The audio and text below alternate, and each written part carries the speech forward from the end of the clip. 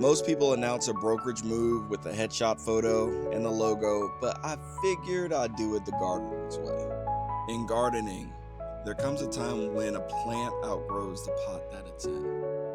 You can leave it there, but eventually the roots run out of room to grow. So the best thing you can do is repot it. A new environment, more space, more opportunity to grow. That is exactly where I'm at in my real estate career. I'm excited to announce that I have moved to Century 21 Barefoot Realty, the Mills Group.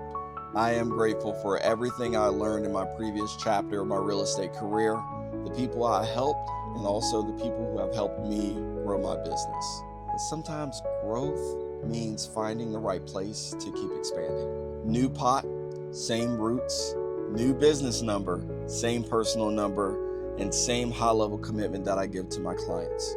If you're thinking about buying, selling, or investing in the Myrtle Beach or surrounding areas, along the Grand Strand or even inland, give me a call, shoot me a text message, send me a message. I'd love to help.